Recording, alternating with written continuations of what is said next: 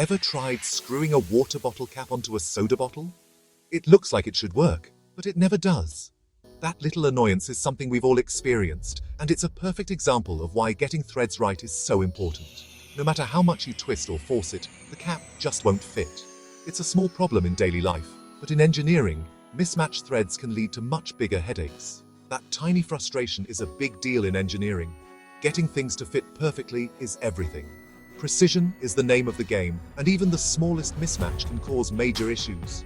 Threads are the invisible heroes holding together your car, your office chair, and even the International Space Station. Without them, nothing would stay assembled for long. For a bolt to fit a nut, their threads must match exactly in size, shape, and direction. Even a tiny difference can mean the parts won't work together. If not, you end up with useless parts, wasted materials, and costly mistakes that can halt production, or even cause dangerous failures.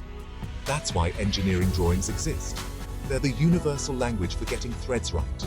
These drawings make sure everyone is on the same page, no matter where they are in the world. Thread dimensioning seems simple, but a small error can cause huge problems. Failed assemblies, product breakdowns, and expensive delays that ripple through entire projects. Clear, accurate thread notes are our recipe for success.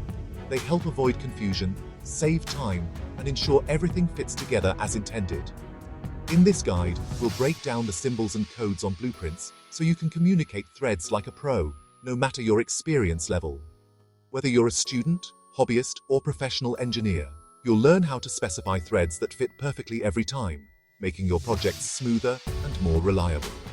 Let's turn that bottle cap confusion into true engineering confidence and make sure your next assembly is a perfect fit. Let's start with the basics. A thread is a spiral ridge, a helical structure that wraps around a cylinder or cone, forming a continuous path. Imagine it like a tiny ramp, winding upwards, allowing movement along its length when rotated. Turning a screw or bolt along this ramp transforms rotational motion into linear movement, creating a powerful clamping force that holds parts together securely.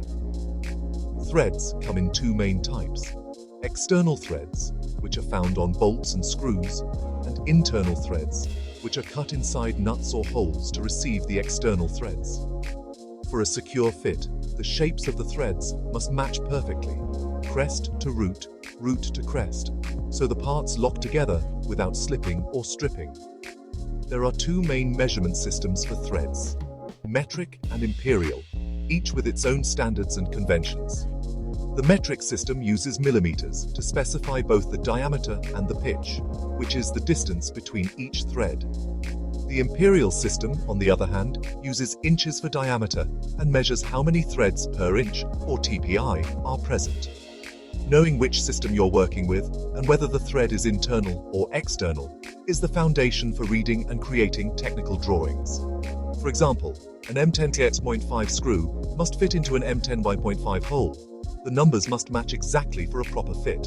Similarly, a 1/4 20 UNC bolt requires a nut with the same 1/4 20 UNC thread specification. This is the basic grammar of mechanical design. Understanding threads is essential for building anything that needs to be fastened together. Master these fundamentals, and you'll be well on your way to becoming a true expert in thread design and application. Don't waste time drawing every spiral groove. Engineers use a simple shorthand for threads. For external threads, draw two sets of lines: outer lines for the major diameter, inner thin or dashed lines for the minor diameter. For internal threads, show dashed lines outside the solid hole lines, solid for the minor diameter, dashed for the major. In top view, a threaded hole has a solid inner circle and a broken outer circle. This keeps drawings clean and instantly signals "thread here." Detailed helix drawings clutter the blueprint and hide key info. The simplified lines leave space for the most important part: the thread note. The drawing shows where the thread is. The note tells you what it is. Next, let's decode those notes. Metric thread notes are logical, compact, and designed for clarity. They provide essential information about threads in a standardized way, making it easy for engineers and machinists to communicate technical details without confusion.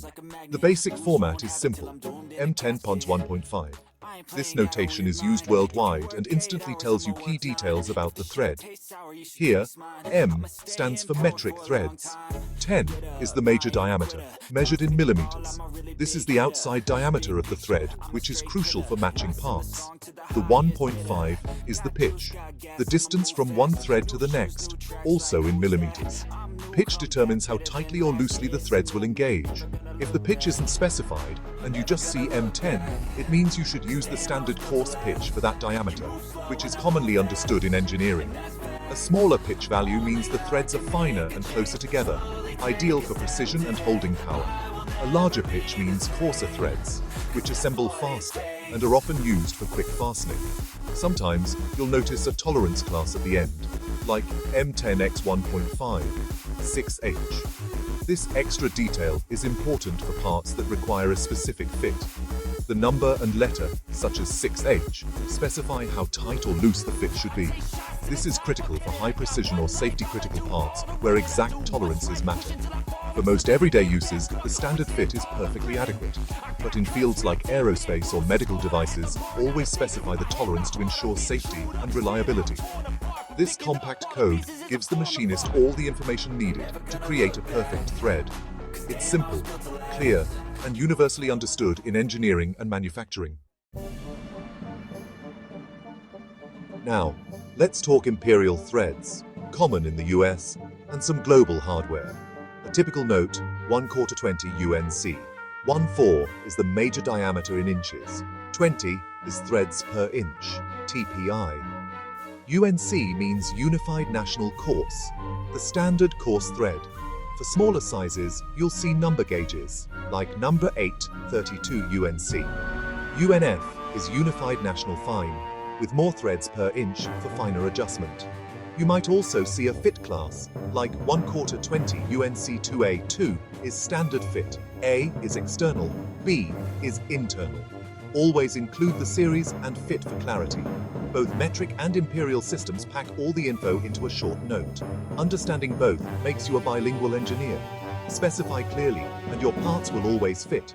That's the imperial thread code cracked. Some threads break the rules. Let's cover left-hand, taper, and multi-start threads. Left-hand threads tighten counterclockwise, used where normal threads would loosen, like bike pedals. Add LH to the note. M12's X1.75 LH, or 1/13 UNC LH.